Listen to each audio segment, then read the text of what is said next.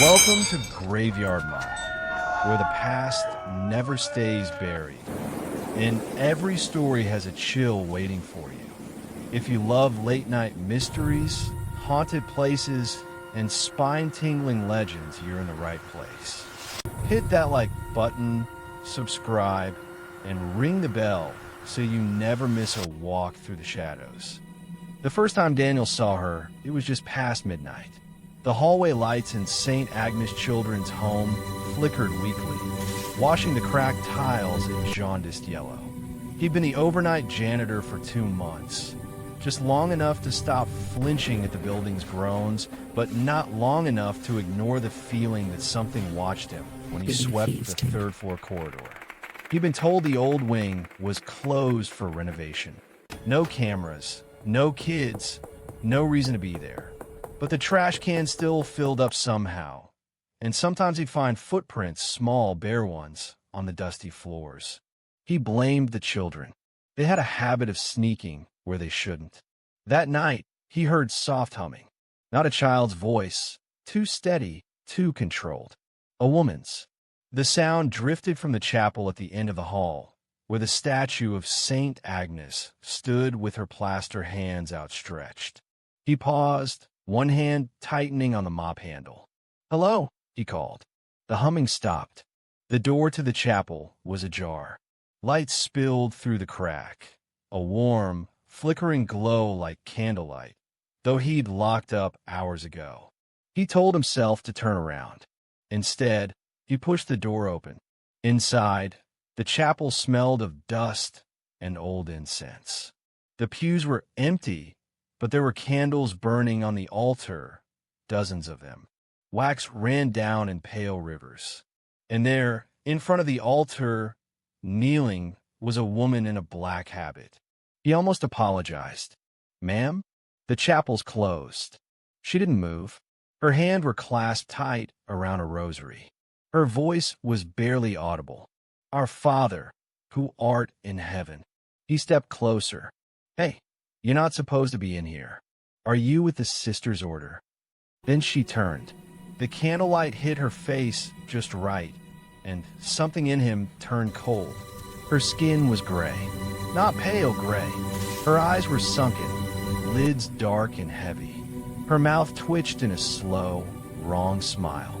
"Do you believe in forgiveness?" she whispered. Daniel stumbled back, knocking into a pew. "Listen, I'm calling security."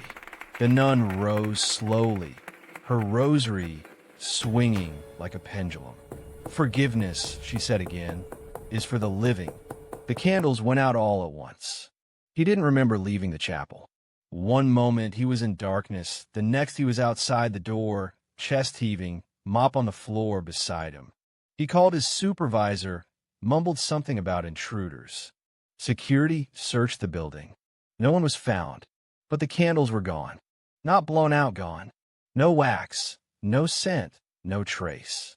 The next morning, Daniel almost convinced himself it was a dream. Then he saw the chapel door nailed shut. Sister Margaret, the head of the home, stood beside it with a hammer. Her hands shook slightly as she drove the last nail in. "No one goes in here anymore," she said, her tone leaving no room for argument. Daniel frowned. "Why? What happened?" She gave him a long, weary look. "It's better you don't ask, Mr. Hall. Some rooms keep their memories." He wanted to press her, but the look in her eyes stopped him. That afternoon, while cleaning the archives room, he found something strange, an old photograph wedged behind a filing cabinet. It was dated 1963. A group of nuns stood in front of the chapel, smiling, young, proud. But one of them drew his attention. Her habit was darker, her face more severe. The caption beneath read, "Sister Agnes Mary, 1921 to 1963, the year she died." He turned the photo over. Scrawled on the back, in shaky handwriting, she said the children were unclean. A chill ran down his spine. That night, Daniel couldn't sleep. He lay in the staff quarters, staring at the ceiling, listening to the wind scrape against the windows. Around 2 a.m., He heard again the humming. He sat up, heart pounding. It was the same melody from the chapel. He told himself it was his imagination, but when he stepped into the hall, the humming grew louder. It came from the direction of the old wing. The humming came again the following night, soft, deliberate, like someone praying through their breath. Daniel sat on the edge of his cot, shoes still on, staring at the hallway beyond his cracked door. He told himself not to go, that it wasn't real. But some part of him, the same part that wanted to understand why the chapel had been sealed, pushed him to stand. The corridor lights were dim, humming faintly. He could smell dust, disinfectant, and something else underneath, something metallic and old. He followed the sound toward the old wing. The air grew colder the closer he got. The nailed door to the chapel still stood there, planks hammered across it like a coffin lid. But the humming came from behind it. He swallowed. "Who's there?" he whispered. The humming stopped. For a moment there was nothing, then a quiet voice right against the wood. Daniel opened the door. His name. The sound of it froze him completely. He staggered back, heart pounding so loud it hurt. He shouldn't have known that voice. But he did. It was his mother's. When she'd been alive, she used to sing the same hymn before bed. "Be still, my soul." He shook his head. "You're not real," he whispered. But the voice came again, softer, broken. "Please help me." They locked us in. His fingers brushed the boards. The wood felt warm, pulsing faintly beneath his touch, like a living thing. Something inside him, curiosity, fear, pity, pushed harder than reason. He grabbed the hammer from the janitor's closet down the hall. Each nail he pulled out echoed down the corridor like a gunshot. When the last board fell, the door creaked open by itself. Inside was darkness, not the absence of light, something heavier. He reached for his phone light, but the screen flickered and died. The only glow came from a single candle burning at the far end of the chapel. And beside it, kneeling, was the nun. She didn't move as he entered. "Who are you?" he asked. His voice sounded strange, like it didn't belong to him. Her head tilted slightly, and when she spoke, her voice was soft, almost kind. "You open the door. You let me out." She stood, the rosary glinting in the candlelight. Her habit was torn and stained, her hands gray like old parchment. Dana took a step back. "What do you want?" "Confession," she whispered. "We all do." She lifted her hand, and the candlelight spread outward, revealing shapes behind her. The walls. They weren't just walls. The plaster bulged, cracked, and beneath the surface he saw faces. Dozens of them. Eyes closed, mouths open in silent prayer. Children's faces pressed into the structure, like the building itself was built over them. He stumbled backward. "Oh God, he doesn't hear them," she said, stepping closer. He never did. The faces twitched, mouths opening wider. The sound came then, a chorus of breath, whispering in unison. "Forgive us, forgive us." Daniel turned and ran, but the chapel door slammed shut, sealing him inside.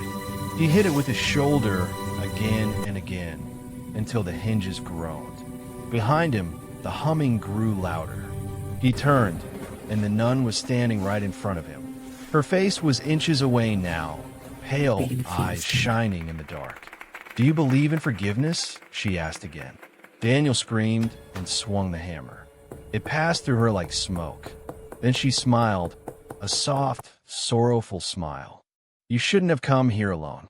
The floor beneath him buckled, and for a moment he saw what lay under the chapel.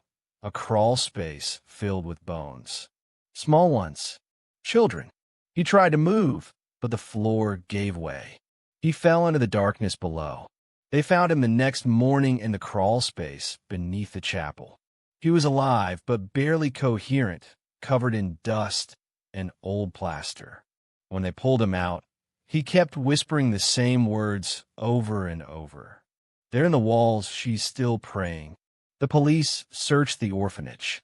They found no bodies, no signs of tampering, just the photograph Daniel had discovered in the archives, now lying beside the chapel door. But the faces in the photo looked different now. The children's smiles were gone. 2 weeks later, the city shut down St. Agnes home permanently. The staff were relocated. The building was condemned. Daniel quit his job and moved 3 states away.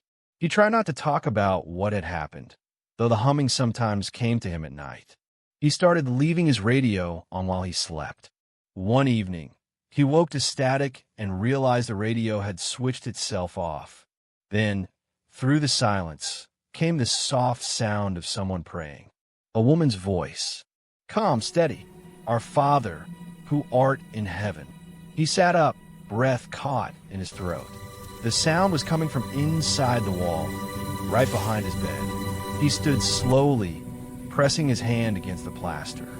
It was cold, then something moved beneath it, a faint pulse like a heartbeat, and from deep inside, a whisper. "Forgive me, Daniel."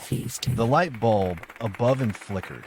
His reflection in the window rippled, for a split second showing not his own face, but hers. The gray skin, the hollow eyes, the habit. He stumbled backward, knocking over the lamp. When the light died, the humming returned, louder, closer, and the smell of old wax filled the room. He turned toward the sound, heart pounding. The last thing he saw was a figure standing in the doorway, a woman in a nun's habit, her hands folded in prayer. "Forgiveness," she said softly, "is for the living." Then the room went dark. When police entered Daniel's apartment 3 days later, they found no sign of him. The only thing out of place was a single candle on the kitchen counter, burned almost to the end.